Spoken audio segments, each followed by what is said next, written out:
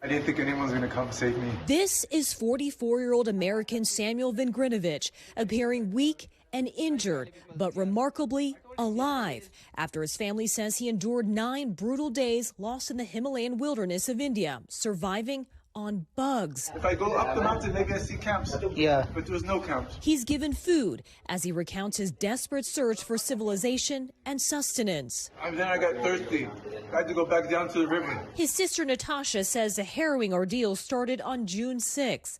Her brother setting out on a hike after telling them he saw the Dalai Lama during an extended visit to India and Nepal. He texted the family saying, I saw him, it was amazing. Tomorrow I'm going on a 2-day trek. But that glacial trek at the base of the Himalayan mountains soon turning into a nightmare when he got separated from the group. He must have fallen. I don't know how long it took him to then start walking on a broken, fractured ankle. Indian media reporting a major coordinated search and rescue effort under harsh weather conditions, with police even bringing in drones. We're desperately trying to raise funds to cover urgent search and rescue operations. His family creating a GoFundMe account to finance additional search efforts, hiring a helicopter and a private rescue team from Israel, where Vingrinovich also has citizenship. He said that he saw the helicopter in the sky, but it was too far away. He could see hikers in the distance, but they were too far away. He could see the city in the distance, and that he just followed the river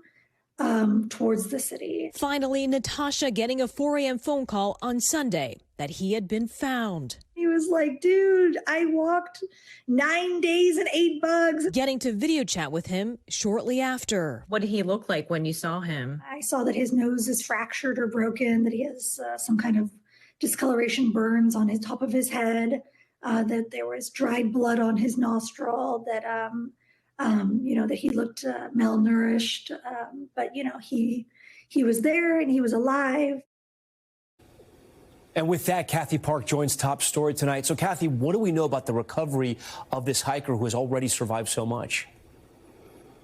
Yeah, Tom, he still has a long journey ahead of him because, according to his sister, he's still in the hospital with several injuries, a broken nose, a pin has to be placed in his ankle, not to mention the mental anguish that he's dealing with now. The plan is for their father to travel to India to meet Sam, reunite with him, but that will take some time.